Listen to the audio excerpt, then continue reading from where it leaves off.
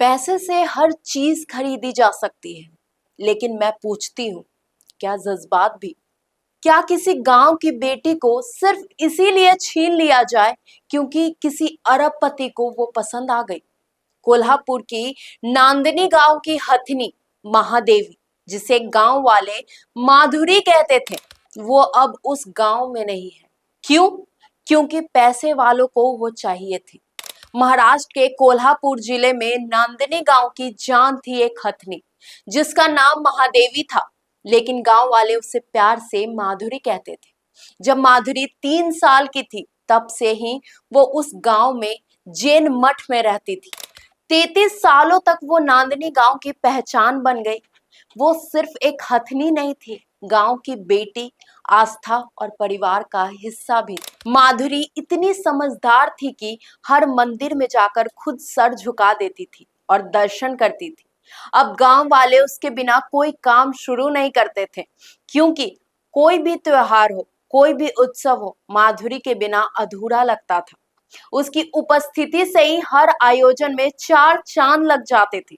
इसी वजह से धीरे धीरे माधुरी सिर्फ नांदनी की ही नहीं, बल्कि आसपास के गांवों में भी प्रसिद्ध हो गई थी। लेकिन 2024 में भारत के सबसे अमीर व्यक्ति के बेटे अनंत अंबानी ने गुजरात में एक जानवरों के लिए वेलफेयर प्रोजेक्ट वन तारा शुरू किया।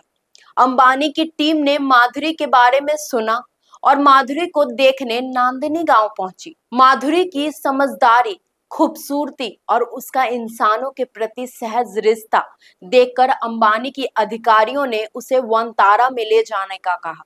लेकिन गांव वाले और जैन मठ ने साफ मना कर दिया। उनका कहना था कि माधुरी सिर्फ एक हथनी नहीं है, वो हमारी आस्था है, हमारी बेटी है।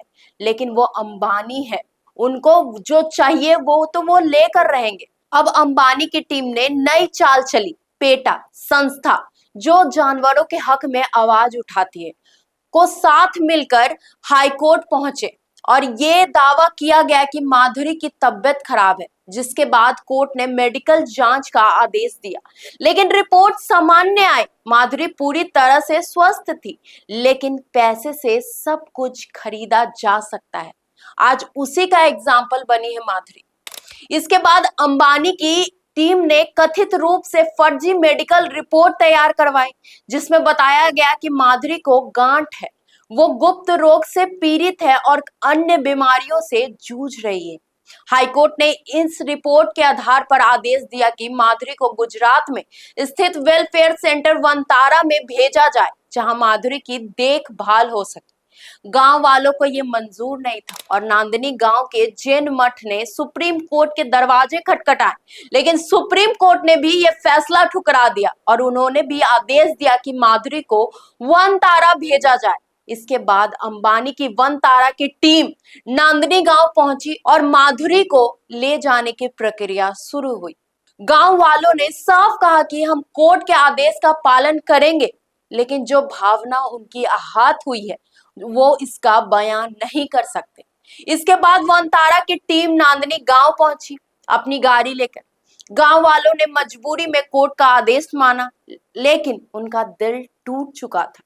गांव में माधुरी को रीति रिवाजों से विदाई गीतों के साथ अलविदा कहा। उस दिन सिर्फ गांव वाले ही नहीं, बल्कि माधुरी तक के आंखों में आंसू थे। गांव वालों का सवाल यही था, क्या अंबानी के पास इतने पैसे हैं कि वो किसी के जंगल से हाथी नहीं ला सकते थे? तो फिर सिर्फ माधुरी ही क्यों? सिर्फ इसलिए कि माधुरी बहुत समझदार थी, इंसानों से घुल मिल जाती थी और बहुत ज्यादा सुंदर थी। लेकिन सवाल यह है कि जो हथनी 33 सालों से भी ज्यादा उस गांव के बीच रही, क्या वो किसी अजनबी जंगल में रह पाएगी? क्या वो खुश रह पाएगी? क्या पैसों के नाम पर गांव की भावनाओं को कुचल जाना कहां तक सही है? अब गांव वालों ने फैसला किया है कि वो अंबानी के सभी प्रोडक्ट्स, सेवाएं और ब्रांड्स को पूरी तरह बहिष्कार करेंगे, क्योंकि अंबानी ने उसकी आस्था, उसका परिवार, उसकी बच्ची छीन ली है। अगर आप भी माधुरी के लिए लड़ाई लड़ना चाहते हैं, तो अंबानी की चीजों का बहिष्कार करें और साथ ही #BringBackMadhuri को ट्रेंड में लाएं। क्योंकि उस गांव के लिए माधुरी सिर्फ एक हथनी नहीं थी, उसकी बच्ची थी।